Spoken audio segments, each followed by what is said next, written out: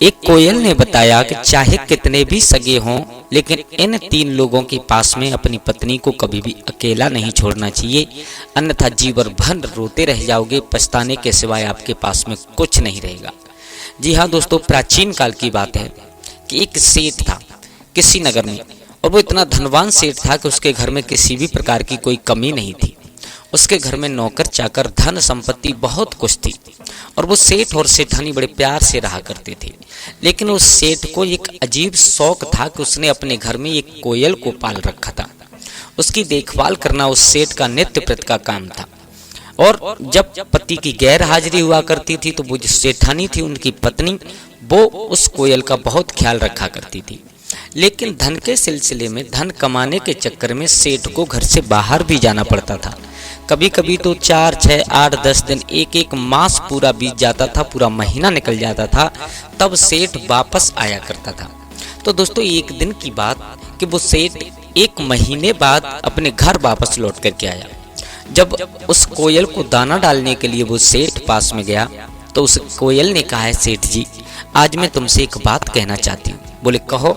बोले मैंने तुम्हारे घर में कल एक ऐसी चीज देखी जिसे मैं न तो बता सकती और ना तुमसे छुपा सकती। बोले फिर? बोले ऐसी बात बताना चाहती हूँ, शायद एक चीज आप भूल गए हो। धन के लालच में आप घर से बाहर धन कमाने के लिए जाते हो, लेकिन आपको मालूम है आपके घर में क्या हो रहा है? सेठ ने कहा, मुझे क्या मालूम है, बताइएगा क्या हो रहा है। तो वो कहती है, कोयल कि मैं नहीं बता सकती, क्योंकि जितना प्यार आप मुझसे करते हो ठीक उतना ही प्यार मुझसे सेठानी जी करते हैं, लेकिन मैं बगैर बताए रह भी नहीं सकती। तो मैं आपको एक इशारा देना चाहती हूँ कि चाहे कितने भी सगे हों, इन 3 लोगों के पास में पत्नी को कभी अकेला नहीं छोड़ना चाहिए। सेठ कहने लगे, कोयल साफ साफ बताइएगा, आपने मेरे घर में क्या देखा और तुम कहना क्या चाहती हो? तो वो कोयल समझाती है, महाराज सेठ जी, मैं आपको अपने मुख से कुछ नहीं बता सकती, लेकिन आपको मैं एक कहानी जरूर सुनाती हूँ।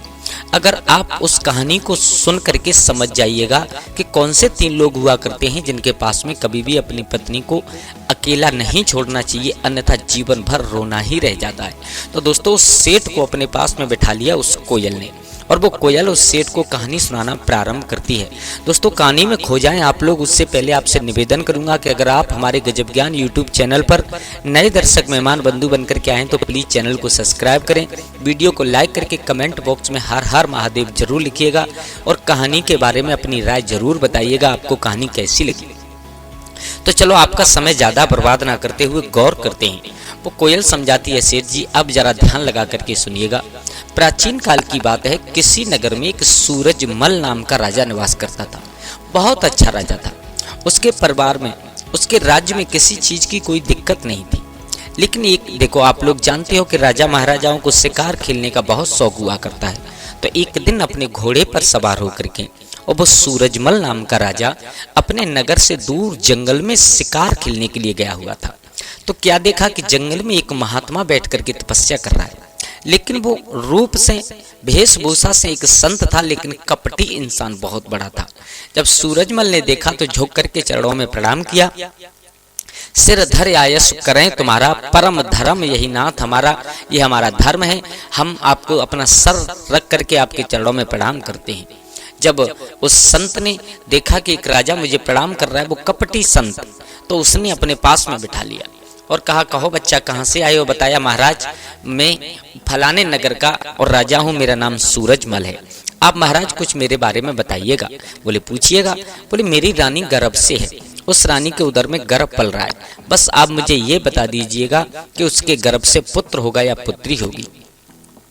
उस संत ने कहा, मैं आपको ये तो नहीं बता सकता कि आपकी रानी के उदर से पुत्र होगा या पुत्री होगी, लेकिन हाँ एक बात जरूर बता सकता हूँ। बोले क्या? कि आपकी रानी के उदर से अगर पुत्री ने जन्म लिया तो वो आपका विनाश का कारण बनेगी, आपका विनाश निश्चित है, उस विनाश को कोई रोक नहीं सकता है।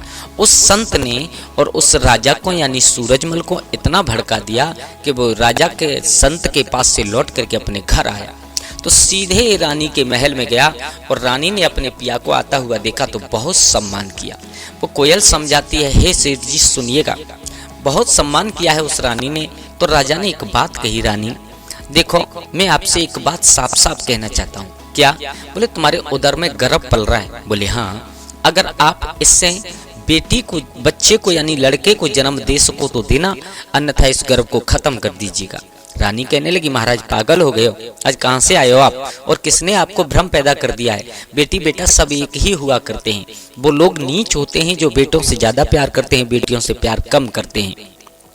वो राजा कहने लगा, रानी कुछ भी सही, लेकिन इतना ध्यान रखना कि अगर तूने एक बेटी को जन्म दे दिया तो मुझसे बुरा कोई नहीं होगा। इतना कहकर के राजा अपने राज दरबार की तरफ चला जाता है। प्रिय श्रोताओं, अब क्या होता है कि अब जब धीरे धीरे समय, रानी का गर्भ का समय, यानी जो पुत्र या पुत्री जो कुछ भी संतान का जन्म होना था उस समय नजदीक आया है, तो राजा भी महल में मौजूद था। रानी के उदर से एक लड़के ने जन्म लिया, तो राजा तो इसलिए खुश है कि चलो बेटी का जन्म नहीं हुआ, लेकिन रानी इसलिए खुश है कि चलो बेटी होती या बेटा इससे मतलब नहीं है। अगर बेटी होती तो एक कन्या की हत्या का पाप हमारे ऊपर लग जाता, क्योंकि पता नहीं किसने हमारे पिया के दिमाग में ये भ्रम पैदा कर दिया है कि बेटी बोझ होती है और बेटी को जन्म देने से हमारे पिया मना कर रहे हैं। दोस्तों, बड़े हर्ष उल्लास के साथ में राजा ने खुशी मनाई है। पूरे नगर में खुशियों का माहौल है कि राजा के यहाँ पर और एक पुत्र का जन्म हुआ है। दोस्तों, धीरे धीरे 2 वर्ष का समय और निकल जाता है। 2 वर्ष बाद एक बार फिर से रानी अपना गर्भ धारण करती है, लेकिन राजा ने वही बात रानी से फिर दोबारा दोहराई, रानी तुमने अगर इस गर्भ से अगर पुत्री को जन्म दे दिया तो ध्यान रखना मुझसे बुरा कोई नहीं होगा। रानी कहती है, महाराज पुत्र देना न देना देकर के छीन लेना, बेटी देना न देना देकर के छीन लेना, पुत्र होना या पुत्री होना ये हमारे हाथ में कुछ नहीं होता, ये सब पारब्रह्म परमात्मा की माया हुआ करती है राजन, तो इसके ऊपर आप चिंता न करें। राजा कहने लगा, कुछ भी सही, लेकिन इस चीज का ध्यान रखना है तुम्हें कि घर में बेटी का जन्म नहीं होना चाहिए।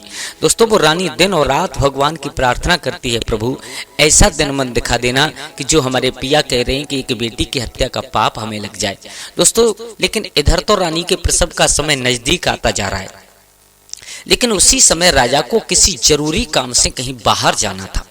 वो कोयल समझाती है, सेठ जी सुनिएगा, इधर तो प्रसव का समय नजदीक आया, उधर राजा घर से निकले, तो घर से निकलते समय भी राजा ने ये बात कही कि रानी अगर मेरी पीठ पीछे, अगर मेरे गैर हाजिरी में अगर तुमने एक पुत्री को जन्म दे दिया तो ध्यान रखना मैं आते आते तुम्हें भी मार दूंगा, उस बेटी को भी मार दूंगा, इसलिए अगर बेटी जन्म लेती है तो अच्छा होगा कि मुझे आने से पहले ही आप उस बेटी को मार दें। मेरे भैया इतना कहकर के वो राजा तो वहां से निकल गया, लेकिन रानी बहुत चिंता में है, भगवान क्या होगा अब क्या होगा मेरे इस बच्चे का। तभी वहां पर वही समय आ गया कि रानी के उदर में दर्द होने लगा है, असह्य पीड़ा होने लगी है।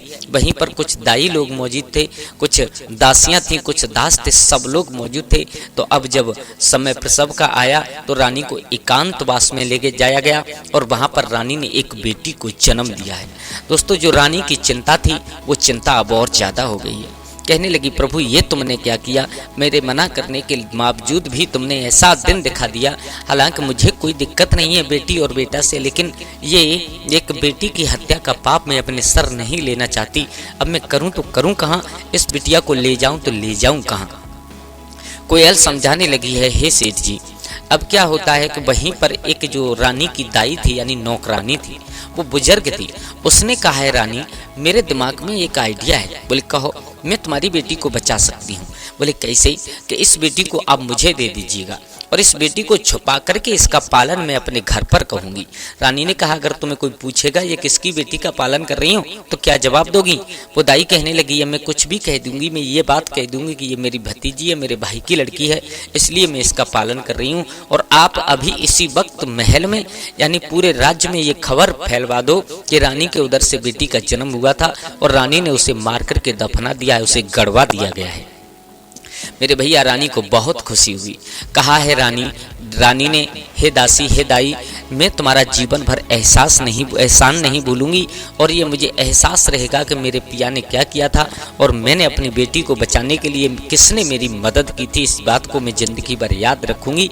तुमको जिस चीज़ की ज़रूरत हो वो चीज़ आप मुझसे मांग लीजिए, लेकिन मेरी बेटी की अच्छी तरह से परवरिश कीजिएगा। रानी ने उसी समय अपने कुछ आभूषण उतार करके उस नौकरानी को, उस दाई को दे दिए और कहा कि ये मेरी बेटी को ले जा और ले जा करके इसका अच्छी तरीके से पालन करना। प्रिय श्रोताओं, अब क्या होता है, उस दासी यानी वो जो दाई थी वो उस लड़की को लेकर के अपने घर चली जाती है। इधर पूरे नगर में बात फैल जाती है कि रानी ने एक लड़की को जन्म दिया था और राजा के कहने के अनुसार उस रानी ने उस लड़की को मार करके दफना दिया है। उधर वो जो दाई थी उस लड़की को अपने घर ले जाकर के उसका पालन करने लगी है। कुछ समय व्यतीत हुआ। कुछ दिन बाद जब राजा वापस आए तो सारा हाल पूछा रानी से। रानी ने बात छुपा करके कह दिया, महाराज एक बेटी का ही जन्म हुआ था, लेकिन आपकी आज्ञा के अनुसार मैंने उस बेटी को मरवा करके जमीन में दफना दिया है। अब आपको कोई चिंता करने की जरूरत नहीं है। राजा को कुछ नहीं मालूम है कि उनकी पीठ पीछे क्या हुआ। कोयल समझाती है, हे सेठ जी, अब जब वो लड़की धीरे धीरे बड़ी होने लगी है, लेकिन कहते हैं ना कि जन्मजात गुण कभी छिपते नहीं है, वो आखिर में एक राजा की बिटिया थी और पालन बेशक हो रहा है किसी दाई के यहाँ पर, लेकिन थी तो एक राजा की बिटिया, देखने में बहुत सुंदर लगने लगी है। धीरे धीरे वो बिटिया बड़ी होने लगी है तो वो दाई जो नौकरानी थी उस बिटिया को लेकर के रानी के पास आती है। रानी उस बेटी को देख करके बहुत खुश होती है, चलो कहीं सही लेकिन हमारी बेटी का पालन तो अच्छी तरीके से हो रहा है। समय समय पर धन दौलत यार वस्त्र आभूषण ये सब चीज वो रानी उस नौकरानी को दे दिया करती थी कि मेरी बेटी को किसी भी चीज की कोई जरूरत ना पड़ने पाए और जरूरत से पहले ही हर चीज संभव कर दिया करो आप। ऐसे ही धीरे धीरे समय निकलता चला गया। समय कितना हो गया कि वो बेटी तड़ अवस्था में आ गई है। दोस्तों देखने में इतनी सुंदर लगने लगी है कि जो कोई उसके चेहरा की तरफ एक बार देखता था वो देखता ही रह जाता था।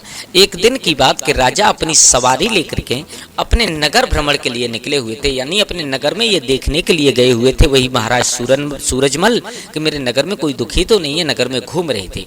तभी क्या देखा है कि वही जो राजा की लड़की थी जो जिसका दासी के यहाँ पर पालन पोषण हो रहा था, वो स्नान करने के बाद में अपने छत पर खड़े होकर के अपने केस सुखा रही थी, अपने बाल सुखा रही थी।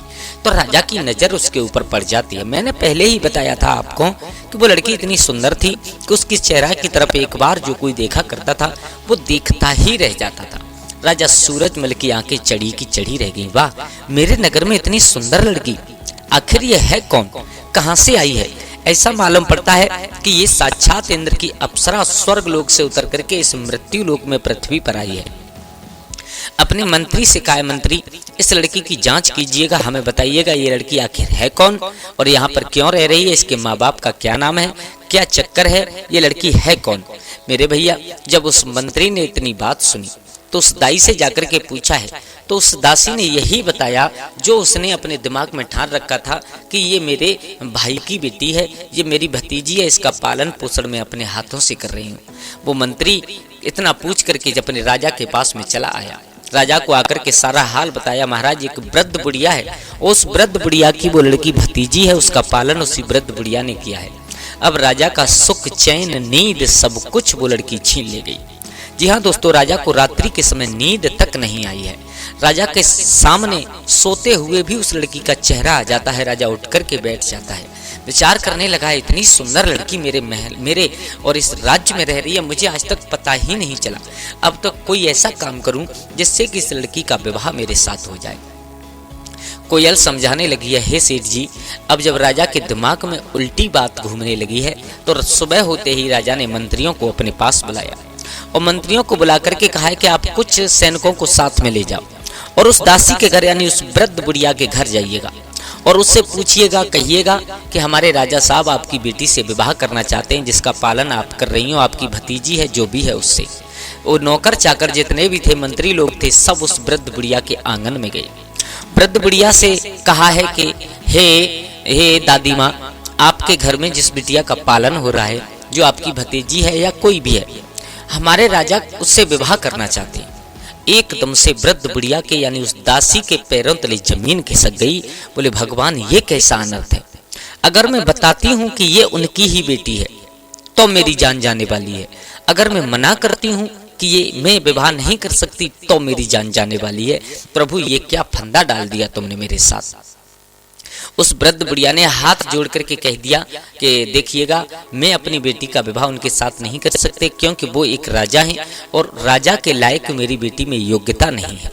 मंत्रियों ने बहुत समझाया, बोले मान जाओ, आपका और आपकी बेटी का नसीब खुलने वाला है। वो इस राज्य के राजा हैं और राजा के साथ में विवाह होना सब लोग सपने देखते हैं, लेकिन आपके तो बड़े सौभाग्य हैं जो राजा ने खुद आपकी बेटी से विवाह करने का प्रस्ताव आपके पास में भेजा है। हजार कोशिश की उन मंत्रियों ने, लेकिन हर बार उस वृद्ध बुढ़िया का एक ही जवाब आया कि चाहे आप मेरी जान ले लो, लेकिन इस बेटी का विवाह मैं राजा के साथ में नहीं कर सकती। प्रिय दर्शकों, प्रिय श्रोताओं, अब जब मंत्री लोग लौट करके वापस आए तो उन्होंने आकर के राजा को सारा हाल बताया। बोले वो वृद्ध बुढ़िया किसी प्रकार मानने के लिए तैयार नहीं है कि वो आपके साथ में विवाह कर दे। अब राजा को क्या मालूम है कि यहाँ पर चक्कर क्या है। अब राजा ने जब बात सुनी मंत्री लोगों की, वो वृद्ध बुढ़िया इतना मना कर रही है, तो बहुत क्रोध आया। क्रोध में आकर के और कुछ नौकरों को भेज करके कहा है कि उस बुढ़िया को तुरंत पकड़ करके मेरी आंखों के सामने हाजिर कीजिएगा। दोस्तों, कुछ सिपाही लोग गए, सिपाही लोगों ने जाकर के उस वृद्ध बुढ़िया को पकड़ा है, पकड़ करके खींच करके ला करके राजा के सामने दरबार में डाल दिया। बुढ़िया जमीन पर पड़ी है। राजा ने खुद उठ करके उस बुढ़िया को बाहों पकड़ करके उठाया और हाथ जोड़ करके कहा, माँ एक बात बताइएगा, आपकी जो बेटी है, बोले मेरी बेटी नहीं है, मेरी भतीजी, हाँ जो भी है आपकी भतीजी है, इतनी सुंदर है और उसके साथ में हम विवाह करना चाहते हैं, इस राज्य की महारानी बनाना चाहते हैं, तो आपको क्या दिक्कत हो रही है। उस वृद्ध बुढ़िया ने कहा, अब मैं राजा को कैसे समझाऊं कि ये मेरी भतीजी नहीं बल्कि इन्हीं महाराज की बेटी है, और बेटी का विवाह बाप से होगा तो इससे बड़ा अनर्थ और कौन हो सकता है। उसने कहा, महाराज दिक्कत कोई नहीं है, लेकिन ये मेरी पर्सनल समस्या है कि मैं अपनी बेटी का विवाह तुम्हारे साथ में नहीं कर सकती, नहीं कर सकती, नहीं कर सकती। कोयल समझाती है, हे सेठ जी। अब उस राजा को इतना क्रोध आया, उस राजा ने नौकरों को आदेश दिया है जो दंड देने वाले थे कि इस बुढ़िया के हाथ पैर बांध करके इसमें कोड़ों की मार लगाई जाए, तब ये वृद्ध बुढ़िया मानेगी। मेरे भैया, राजा का आदेश कौन टाल सकता है। कुछ नौकर चाकर आए, हाथ में कोड़ा लेकर के उस वृद्ध बुढ़िया में बुरी तरीके से मार देने लगे। प्रिय श्रोताओं, वो बुढ़िया बहुत चिल्ला रही है, लेकिन उसकी वहां पर सुनने वाला कोई नहीं है। जब उस बुढ़िया की खाल उधेड़ दी गई, मारते मारते बेहोश होकर के जमीन पर गिर पड़ी। फिर जब होश आया तो अब वृद्ध बुढ़िया ने कहा है कि अब मुझे लगता है कि बता देना चाहिए राजा को, सारा हाल सच सच बता देना चाहिए। हो सकता है राजा का दिमाग में कुछ और बात गूंज जाए। राजा के सामने हाथ जोड़ करके वृद्ध बुढ़िया ने कहा, महाराज अगर आपको मेरी जान लेनी है तो ले लो, लेकिन आप मेरी एक बात पहले सुन लीजिएगा। राजा ने कहा, बताओ क्या कहना चाहती है तू, और विवाह क्यों नहीं करना चाहती। तो उसने कहा, महाराज मैं वैसे बताना नहीं चाहती थी, लेकिन अब बता रही हूँ मैं आपको। ये जिस लड़की से आप विवाह करने की बात कर रहे हो, महाराज ये आपकी ही बेटी है। क्या? बोले हाँ, ये आपकी ही बेटी है। आप रानी से कह करके गए थे कि अगर बेटी जन्म ले तो उसे मार देना, तो रानी ने मेरे हाथों उस बेटी को दे दिया था कि इसे मार देना। तो मैंने उस बेटी की सुंदरता देख करके मैंने उसका पालन पोषण किया है। महाराज मैं नहीं चाहती कि एक बेटी का विवाह बाप के साथ में हो जाए। आहा, राजा को अब और ज्यादा क्रोध आया। रानी को बुलाया, रानी को और उस दासी को दोनों को पकड़वा करके जेल में डलवा दिया है। बोले तुम दोनों ने हमारे साथ इतना बड़ा विश्वासघात किया है जिसका कोई जवाब नहीं है। अब इसकी सजा तो तुम्हें जरूर मिलेगी। और अपने बेटा को, यानी कि उस लड़की से जो 2 साल पहले पैदा हुआ था, उस राजकुमार को अपने पास बुलाया और उससे कहा है, बेटा ये लड़की जो है तुम्हारी बहन है और ये इतने दिन छुप करके यहाँ पर रही है। हमारे साथ तुम्हारी माँ ने और इस नौकरानी ने बहुत गलत किया है। तो बेटा ये मेरा आदेश है कि इसे जंगल में ले जाओ और ले जा करके इसे मार करके अपनी बहन को और इसकी आंखें निकाल करके सबूत के तौर पर मेरे सामने पेश करना है। अब पिता की आज्ञा बेटा कैसे टाल सकता था। बेटा उस सब लड़की को लेकर के चला है। अब जब धीरे धीरे आगे बढ़े तो उस लड़की से और उस लड़के का लगाव बढ़ने लगा है। वो दोनों बहन भाई का प्यार जागृत होने लगा है। वो लड़की बार बार उस राजकुमार से भैया कहती है और वो राजकुमार बार बार उस लड़की से बहन कहता है। तो दोस्तों ये भाई बहन का प्यार ऐसा होता है जिसका कोई जवाब नहीं, लाजवाब प्यार हुआ करता है। कोयल समझाती है, सेठ जी रास्ते में चलते चलते उस बहन भाई का प्यार और ज्यादा बढ़ता चला गया। अब वो विचार करने लगा है, अब वो लड़का विचार करने लगा है कि मैंने अगर इस लड़की को मार दिया अपनी बहन को, मैंने जीवन में पहली बार अपनी बहन को देखा है, और वो भी अगर मैंने पहली बार ही अपनी बहन को मार दिया तो ये अच्छा नहीं होगा। हाथ जोड़ करके कहना है, बहन मैं तुझे मारना नहीं चाहता। लड़की कहने लगी, भैया अगर तुम मुझे नहीं मारोगे तो पिताजी हो सकता है तुम्हें मार दें, इसलिए आप रहम मत कीजिएगा, तलवार उठाओ, मेरा सर काट दो और मेरी आंखें निकाल करके सबूत के तौर पर पिताजी के सामने पेश कर दो। वो लड़का कहने लगा, बहन आप चिंता ना करो, मैं आपको नहीं मारूंगा और पिताजी को कैसे संभालना है वो मैं अच्छी तरीके से जानता हूँ। उस लड़की को जंगल में छोड़ दिया और कहा, बहन आज तक जीवन भर, आज नहीं बल्कि जीवन भर मैं तुम्हारा भाई बन करके रहूंगा, और जब भी मुसीबत हो तो मेरा सहारा जरूर ले लेना, लेकिन आज मैं तुम्हारी कोई मदद नहीं कर सकता। आज मैं तुम्हारे नसीब, तुम्हारे भाग्य के ऊपर इस जंगल में छोड़ रहा हूँ। आगे जिंदा रहोगी या नहीं रह पाओगी, क्या संकट तुम्हें झेलना है, वो सब तुम्हारे नसीब के ऊपर तुम्हारे निर्भर करता है। छोड़ करके वो राजकुमार नगर की तरफ चला है, उस बेहद जंगल में उस अपनी बहन को, उस लड़की को। आगे एक हिरन देखा, राजकुमार ने धनुष बाण उठा करके उस हिरन को मारा और उसकी दोनों आंखें निकाल करके राजा के सामने सबूत के तौर पर पेश कर दिया। कहा, महाराज आपके कहने अनुसार मैंने उस लड़की को मार करके ये दोनों उसकी आंखें। अब राजा शांति से अपने नगर में रहने लगा। लेकिन दोस्तों आइएगा, उधर क्या होता है। अब उस लड़की के ऊपर आपत्ति आने लगी है, भूख प्यास से तड़प रही है। कहीं पर पत्ते मिल जाते हैं तो उनको खा लेती है, कहीं पर फल मिल जाते हैं तो उनको खा लेती है। जंगल में फल फूल पत्ते खा करके वो लड़की अपना जीवन व्यतीत करने लगी है। दोस्तों जब काफी समय व्यतीत हो गया, अब उस लड़की के शरीर से कपड़े भी गल गल करके गिरने लगे हैं। एक समय ऐसा आया कि वो लड़की खाने पीने यानी फल फूल पत्ते खाने की वजह से जिंदा तो थी, लेकिन उसके शरीर पर वस्त्र नहीं था। अब वो जंगल में बेचारी अकेली घूमती है। ये होता है विधि का विधान, कोई टाल नहीं सकता है दोस्तों। लेकिन एक दिन क्या हुआ कि एक दूसरे नगर का राजा उसी जंगल में और शिकार खेलने के लिए आया। तो जब घोड़ा के पैरों की आवाज सुनी, राजा को देखा तो वो लड़की छुप करके एक झाड़ी में बैठ गई। लेकिन राजा का घोड़ा थका हुआ था, तो विधि के विधान के अनुसार जिस झाड़ी में रानी वो लड़की छुपी हुई बैठी थी, उसी झाड़ी के पास में आकर के घोड़ा बैठ जाता है। और राजा ने विचार किया कि ये बहुत थक गया है, तो अब हो सकता है इसे आराम की जरूरत हो। राजा घोड़े से उतर करके नीचे बैठ गया, अपने घोड़े को उसी पेड़ से बांध करके राजा आराम करने लगा है। तभी राजा ने क्या देखा है कि वहीं पर कोई छुपा हुआ है मानव आकृति में। राजा ने जब गौर से देखा तो एक लड़की बैठी हुई है। राजा ने आवाज लगाई, कौन हो तुम और यहाँ जंगल में क्या कर रहे हो? जो कोई हो मेरी आंखों के सामने आओ, ये मैं वादा करता हूँ आपको कोई नुकसान नहीं पहुँचाऊंगा। उस लड़की ने आवाज लगाई, महाराज मैं एक दुखियारी हूँ, मैं अपने संकट के समय काट रही हूँ। तो बोले, राजा ने कहा बाहर आओ। बोले, महाराज मैं नहीं आ सकती। बोले क्यों? बोले क्योंकि मेरे शरीर पर एक भी वस्त्र नहीं है, और जब मेरे शरीर पर वस्त्र नहीं है तो मैं आपके सामने कैसे आ सकती हूँ। राजा जो अपने गले में पीताम्बर डाले हुए था, उस पीताम्बर को फेंक दिया है। तो वो लड़की उस पीताम्बर को अपने अंगों से लपेट करके झाड़ी से बाहर आई। राजा ने देखा इतनी सुंदर लड़की और जंगल में अकेली कैसे घूम रही हूँ। बताया, जो कुछ भी है महाराज, अपने कर्मों के अपने संकट को झेल रही हूँ मैं। राजा ने कहा, तुम जंगल में घूमने लायक नहीं हो। अच्छा एक काम करो, क्या आप हमारे साथ चलना पसंद करोगी? हम कोई वैसे इंसान नहीं है, हम एक नगर के राजा हैं और हम आपसे विवाह करना चाहते हैं। उस लड़की ने कहा, ठीक है महाराज, क्योंकि आप लोग जानते हो अंधे को दो आंखें चाहिए, एक डूबते हुए इंसान को तिनके का सहारा बहुत हुआ करता है। वो लड़की राजी से उस राजा के साथ उस राजा के नगर के लिए चली है। प्रिय श्रोताओं, अब राजा ने विचार किया, राजा अपने घर महलों में उस लड़की को लेकर के नहीं गया। उसके पिता के जमाने के एक वृद्ध मंत्री थे, बुजुर्ग मंत्री, उनके पास में जाकर के उस लड़की को कब बैठा दिया है। और उस राजा ने कहा है, पिता तुल्य जो वो मंत्री थे, बोले चाचा जी आज से ये लड़की को अपनी बिटिया मानना। बोले क्यों? बोले ये मुझे जंगल में घूमती हुई मिली है और इसे मैं लेकर के आया हूँ, और मेरा ये विचार है कि इसके साथ में विवाह करके इसे मैं अपनी रानी बनाऊं।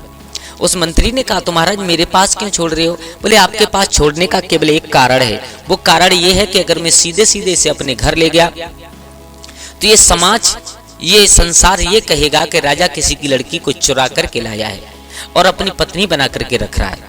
लेकिन ये आज से आपकी बिटिया जैसी है, मैं कल कुछ लोगों को साथ में लेकर आपके यहाँ हाथ मांगने आऊंगा और कुछ दिन बाद इसके साथ विवाह करके दुल्हन बना करके महलों में ले जाऊंगा। मंत्री को राजा की वो सलाह बहुत अच्छी लगी। उसने कहा, आज महाराज आप चिंता ना करें, ये मेरी बिटिया के समान नहीं बल्कि मेरी बिटिया ही है बिल्कुल। आज से मैं ठीक बिटिया की तरह इसका पालन करूंगा। राजा उस लड़की को मंत्री के घर छोड़ करके अपने महलों में पहुंचाए। अपने महलों में जाकर के कुछ लोगों को साथ में लिया और जो वृद्ध मंत्री था दूसरे दिन उसके घर पहुंचा। विधि विधान के अनुसार सम्मान के साथ उस मंत्री से उस राजा ने उस बेटी का हाथ मांगा। कुछ ही समय व्यतीत हुआ कि राजा ने उस लड़की से विवाह किया और दुल्हन बनकर के वो लड़की उस राजा के महलों में पहुंच जाती है। प्रिय श्रोताओं, अब क्या होता है, अब पति पत्नी दोनों बड़े प्यार से रहते हैं। अब बिटिया, राजा ने इतना अच्छा था वो राजा कि उसने कभी लड़की से ये नहीं पूछा कि तुम्हारा अतीत क्या है, तुम्हारा बीता हुआ कल क्या है, आप क्यों ऐसे घूम रही थी जंगल में। धीरे धीरे समय निकला। समय कितना निकल गया कि उस लड़की के उदर से, उस राजा के अंश से एक बेटा का जन्म हुआ। जब बेटा का जन्म हुआ तब राजा ने को बहुत खुशी हुई और खुशी के माहौल में राजा ने कहा, रानी अब मैं तुमसे एक बात पूछना चाहता हूँ। बोले कहो। मुझे आप ये बताइए, अब बताइए कि आपका पुराना भविष्य क्या था, आप जंगल में क्यों घूम रही थी, आपके माँ बाप कौन हैं, आप ऐसे कैसे भटक रही थी। रानी, वो लड़की अपने पिछले दिनों को याद नहीं करना चाहती थी। उसने राजा को कोई बात बना करके टाल दिया, नहीं बताया। दोस्तों, धीरे धीरे समय और निकला, 2 वर्ष और व्यतीत हो गए। अब समय कौन सा आया कि रानी ने अपने उदर से दूसरे पुत्र को जन्म दिया। अब राजा ने खुशी के माहौल पर दोबारा फिर पूछना चाहा तो रानी ने फिर बात को टालना चाहा, लेकिन अब की बार राजा ने हट की है। बोले आपको ये डर है कि मैं आपको कहीं छोड़ ना दूं, ऐसा कभी जीवन में नहीं होगा। लेकिन आप अपने भविष्य, जो पुराना भविष्य है, आपका बीता हुआ कल है, उसके बारे में हमें बताइएगा। आप कौन हो, कहाँ की रहने वाली हो, आपके माँ बाप कौन है और आप जंगल में ऐसे कैसे घूम रही थी। मेरे भैया, उस लड़की की आंखों से आंसू चलने लगे। बोले महाराज, तुमने खुशी के माहौल में ये क्या पूछ लिया, अगर आप कह रहे हो तो अब मैं आपको जरूर बताऊंगी। महाराज अपनी पूरी जो कहानी थी उस राजा के सामने बताई। बोले मेरे पिता इतने खतरनाक हैं, उन्होंने मुझे 2 बार मारने की कोशिश की है, एक जन्म पर एक जन्म के बाद में। वो राजा इतना अच्छा था कि उस राजा ने कहा है तो आप चिंता ना करो, अब आपका विवाह हमारे साथ में हो चुका है, हम भी कोई उन महाराज सूरजमल से कम नहीं है और आपको लेकर के हम आपके माँ बाप के पास चलते हैं। लड़की कहने लगी है बिल्कुल नहीं महाराज, ऐसी भूल मत करना, अगर ऐसी भूल करोगे तो आप धोखा खा जाओगे। उसने कहा आपको डरने की कोई जरूरत नहीं है, बस कल आपको तैयार रहना है, रथ, हाथी, घोड़ा और साथ में अपने बच्चों को लेकर के, और हम चलेंगे।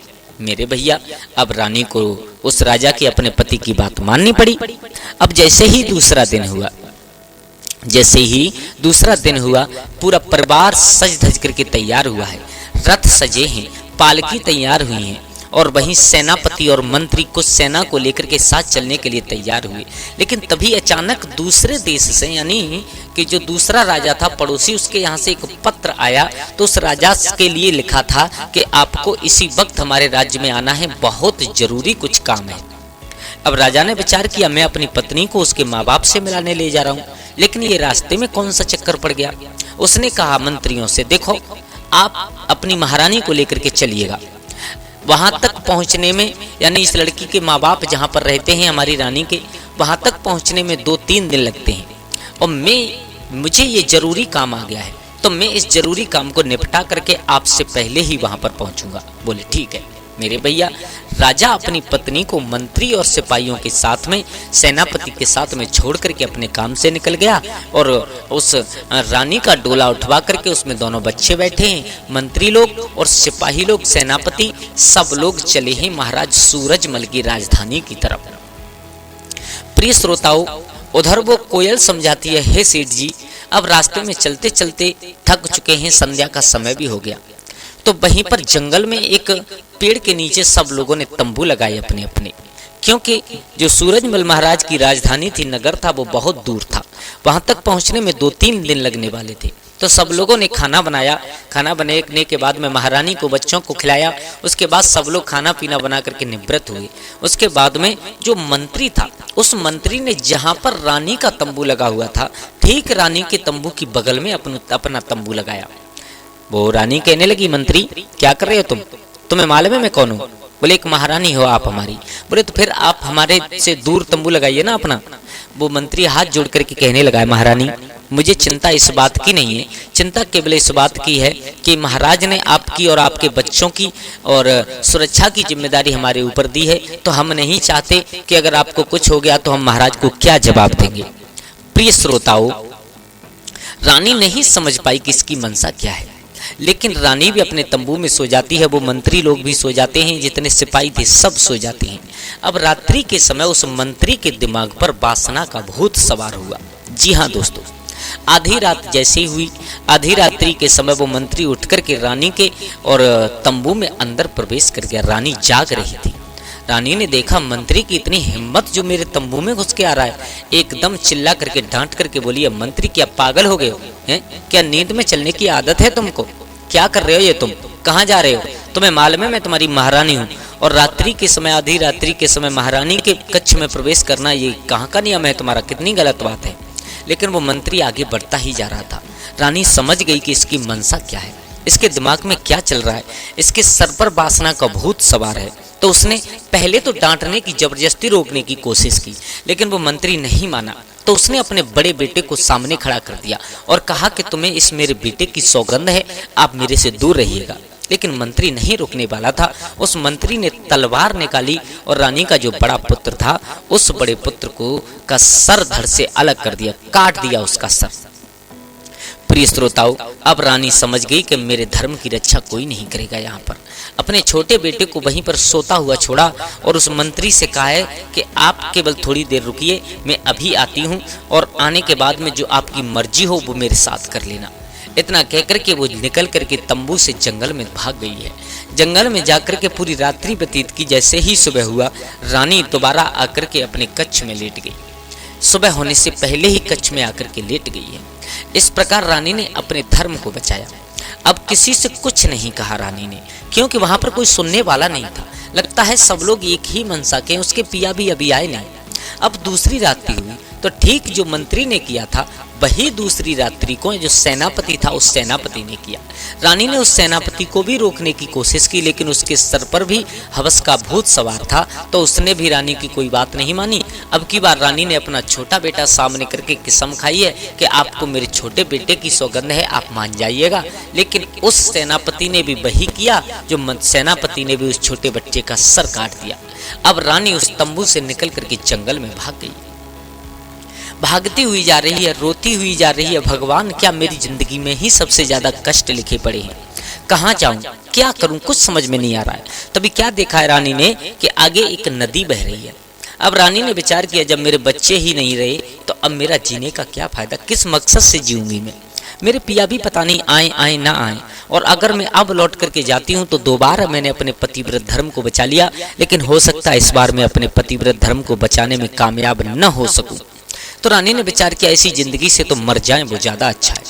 रानी ने तुरंत उस नदी में छलांग लगा दी है। प्रिय श्रोताओं, अब जब नदी में छलांग लगाई, अब पानी इतना तेज था, बहाव इतना तेज था कि वो रानी बहती हुई चली जा रही है। अब आगे क्या हुआ है कि तब तक सुबह हो गया, तो दो संत और उसी नदी पर स्नान करने के लिए आए हुए थे। जब उन संतों ने देखा कि एक बहुत सुंदर स्त्री जल में बहती हुई आ रही है उनकी तरफ, तो उन्होंने जल में घुस करके उस स्त्री को निकाला है। लेकिन उसकी सुंदरता देख करके उस संतों की भी योगीपन दूर हो गया। संत भी विचार करने लगे हैं, इस स्त्री के साथ तो एक बार भोग होना चाहिए। मेरे भैया, अब दोनों संत आपस में झगड़ने लगे उसके पीछे। एक कह रहा है कि इसे पहले मैं भोगूंगा, दूसरा कह रहा है इसे पहले मैं भोगूंगा। अब वो लड़की विचार कर रही है, भगवान ये क्या किया तुमने, खाई से निकाल करके कुआं में डाल दिया है, ये कैसा न्याय है तुम्हारा। मैं वहां से तो अपना धर्म बचा के आई, लेकिन तुम मरने भी नहीं दे रहे हो चैन से।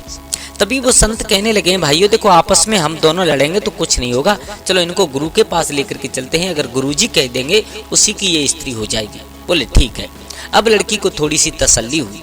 अब उस लड़की को लेकर के आश्रम पर पहुंचे वो दोनों संत, और जब आश्रम पर पहुंचे तो वहां पर जाकर के गुरुजी से कहा, ये जल में बहती हुई आ रही थी और गुरुजी ये इतनी सुंदर है कि हमारी इच्छा है इसके साथ में भोग करना चाहिए। गुरुजी कहने लगे, बोले बेटा तुम पागल हो क्या है? एक संत का बाना पहने हुए, एक संत योगी होते हुए तुम्हारे दिमाग में ये प्रश्न कहां से आए? अच्छा ठीक है, ये गुरु का आदेश है, तुम अभी ये प्रण करो कि आज से कोई भी इस स्त्री के बारे में भोग विलास की बात नहीं करेगा, सिर्फ और सिर्फ इसे अपनी बहन समझ करके इसका पालन करोगे। दोनों की आंखों से पट्टी उतर गई। बोले गुरुजी सच कह रहे हो आप बिल्कुल। मेरे भैया अब क्या होता है, अब बहन बन करके वो लड़की वहां पर रहने लगी है दोनों संतों की। इधर क्या हुआ कि जो राजा दूसरे नगर में गया था अपने काम से, वो आया है। बोले अब तो मेरी पत्नी और मेरे बच्चे ससुराल पहुंच गए होंगे। तो रास्ते में उनको वही सेनापति मंत्री अपनी सेना मिली, लेकिन बेटा दोनों और पत्नी नहीं मिले। सारा हाल पूछा है, कहो मेरी पत्नी और मेरे बच्चे कहाँ हैं? तो मंत्री और उस सेनापति ने एक स्वर में कह दिया, महाराज वो आपकी पत्नी नहीं थी। बोले फिर? वो एक डाहिन थी महाराज, आपके दोनों पुत्रों को खा करके वो इसी जंगल में कहीं चली गई है। राजा को बड़ा शंका हुआ। राजा ने कहा, हो सकता है ये लोग झूठ बोल रहे हों। अच्छा चलो हमें चलना तो है ही है, अपने ससुर सूरजमल के यहाँ पर चलते हैं। इधर तो वो लोग सूरजमल के यहाँ के लिए तैयार हो रहे हैं, आगे बढ़ रहे हैं, लेकिन उधर क्या हुआ? उस लड़की ने कहा है दोनों संतों से, जो चेला थे गुरु की, जो उसे नदी से निकाल करके ले गए थे। बोले भैया आप एक काम करो, यहाँ के राजा कौन है? बोले यहाँ के राजा है महाराज सूरजमल। लड़की विचार करने लगी, तो मैं अपने पिता के राज्य में हूँ हैं? अच्छा एक काम करो, आप आज राजा के दरबार में जाओ और राजा के दरबार में जाकर के राजा से कहो कि हमारी बहन आपको एक कहानी सुनाना चाहती है। लड़की को ये मालूम था कि मेरे पिता को कहानी सुनने का बहुत शौक है। तो दोनों साथ साधु संत और जब राजा के दरबार में गए तो राजा से कहा है कि राजन आपको हमारी बहन एक कहानी सुनाना चाहती है। राजा ने कहा ठीक है, कल उसे लेकर के आना। मेरे भैया दूसरा दिन हुआ। दूसरे दिन वो दोनों संत उस लड़की को लेकर के चले, तो वो लड़की योगी रूप में थी, यानी पीले वस्त्र पहने हुए थी, तो किसी ने पहचान नहीं पाया। उस लड़की ने कहानी सुनाई है राजा को। राजा बहुत प्रसन्न हुए। प्रसन्न होकर के उसे मनचाहा इनाम देकर के वापस कर दिया है। उस लड़की ने कहा है कि महाराज जब भी आपको कहानी सुनने का मन हो आप बुला लीजिएगा। राजा ने कहा एक दिन नहीं बल्कि आप रोजाना आइएगा। अब तो संतों को जो जगह जगह भीख मांगनी पड़ती थी पेट भरने के लिए, उनका भी धंधा बन गया। अब उनको कहीं पर जाने की कोई जरूरत नहीं है, राजा उनको धन दौलत दे देता है। प्रिय दर्शकों, एक दिन वही आ गया कि जिस समय उसका पति उस लड़की का और जो मंत्री और जो सेनापति जिन्होंने छल किया था वो भी महाराज सूरजमल के दरबार में पहुंच गए और आज अपने भाइयों के साथ में वो लड़की भी पहुंच गई। उस लड़की ने कहा महाराज आज मैं आपको एक कहानी सुनाऊंगी, लेकिन आपको एक पर्दा करना पड़ेगा। बोले ठीक है। अब वो लड़की ने विचार किया कि आज मेरा पति भी यहाँ पर मौजूद है, मेरे पिता भी हैं और जिन्होंने मेरे साथ छल किया है वो भी मौजूद है, तो आज क्यों ना मैं अपनी कहानी सुनाऊं इनको। लड़की ने पर्दे के पीछे से आवाज लगाई है महाराज अभी इस दरबार से अगर किसी को जरूरी काम हो या जाना हो तो अभी जा सकता है। मेरी शर्त होगी कि बीच कहानी में से कोई उठ कर के जाएगा, मैं तुरंत कहानी बंद कर दूंगी, फिर कहानी नहीं सुनाऊंगी। राजा ने कहा ठीक है बेटी आप सुनाइएगा। तो उस बेटी ने कहानी सुनाना प्रारंभ किया है। महाराज एक राजा था, उसको लड़की से बहुत नफरत थी। उसने उस लड़की को एक तो जन्म पर मरवाने की कोशिश की, दूसरी जब वो लड़की नहीं मरी अपने नसीब से बच गई तो उसने उसके ही भाई को उसका दुश्मन बना दिया, भाई के साथ में भेज दिया और भाई से कह दिया, यानी अपने पुत्र से कह दिया कि इस लड़की को जंगल में मार देना। राजा विचार कर रहे हैं क्या लग रहा है ये कहानी मेरी है। राजा ने मोतियों की माला उतार करके उस साधुओं को दे दी और कहा ये कहानी रुकनी नहीं चाहिए, इस कहानी को पूरा सुनाइएगा। अब वो लड़की कहानी सुना रही है महाराज, लेकिन वो भाई इतना अच्छा निकला कि उसने उस लड़की को जंगल में छोड़ दिया, एक हिरण की आंखें निकाल करके राजा को दिखा दी। अब राजा को थोड़ा सा शक होने लगी, बोले क्या लगता है ये सच्ची कहानी मेरी है। लेकिन अपनी बिटिया के लिए अब उसके दिमाग में प्यार भी उमड़ने लगा है, पश्चाताप होने लगा है, ये मैंने क्या कर पा दिया। अब वो लड़की कहानी बढ़ा रही है, लेकिन महाराज उसी समय जंगल में वो लड़की घूम रही थी तो वहां पर एक राजा का आना हुआ और वो राजा उस लड़की को लेकर के अपने घर चला गया और एक मंत्री के घर पर रोक करके उस लड़की से विवाह किया। अब उसके पति को शंका हुई, बोले क्या लगता है कि ये मेरी कहानी है। लड़की उस पति ने भी मोतियों की माला उतार करके साधुओं को दे दी और कहा कि ये कहानी पूरी होनी चाहिए। बोले ठीक है। लड़की कहानी सुनाना प्रारंभ करती है। महाराज समय कितना व्यतीत हुआ कि उस लड़की के उदर से 2 पुत्र पैदा हुए। एक दिन उस राजा ने पूछा तुम्हारे माँ बाप कौन है। तो वो राजा उतना अच्छा था कि उसने उस लड़की को उसके माँ बाप से मिलाने के लिए घर से निकाल दिया और कहा कि चलो हम चलते हैं, तुम्हारे माँ बाप से तुम्हें मिला करके लाएंगे। लेकिन उस राजा ने, उस लड़की के पति ने एक गलती कर दी। क्या? कि अपने विश्वास पात्र नौकरों के साथ में अपनी पत्नी और बच्चों को भेज दिया। सबसे बड़ी गलती यही थी कि चाहे कोई कितना भी सगा हो, लेकिन इनके साथ में अपनी पत्नी को, जवान स्त्री है तो कभी अकेला नहीं छोड़ना चाहिए, नहीं भेजना चाहिए। हमारे घर में जवान बेटी है तो किसी जवान पुरुष के साथ अकेला नहीं छोड़ना चाहिए। घर में जवान बहन है तो किसी भी जवान पुरुष के साथ में कभी अकेला नहीं छोड़ना चाहिए। उस राजा की सबसे बड़ी भूल यही थी। अब वो विचार कर रहा है कि ये कहानी तो मेरी ही मालूम पड़ती है बिल्कुल। जब वो राजा किसी काम से बाहर चला गया उस नौकरों के साथ में और अपनी पत्नी को भेज दिया है, तो उन नौकरों की इतनी नीयत खराब हो गई कि उन्होंने रात्रि के समय उस लड़की के साथ में छल करना चाहा। उस मंत्री की नीयत खराब हो गई। अब मंत्री को शंका हुई, बोले क्या लगता है नंबर मेरा आने वाला है। मंत्री बहाने बना करके सभा से उठने वाला था, राजा ने जबरदस्ती पकड़ करके बिठा लिया और कहने लगी है वो लड़की, मैंने जैसे तैसे सत्य बचाया अपना, लेकिन उस सत्य को बचाने के चक्कर में और उस लड़की के बड़े पुत्र को उस मंत्री ने अपने हाथों से मार दिया। रात्रि के समय जंगल में रह करके अपना सत्य बचाया।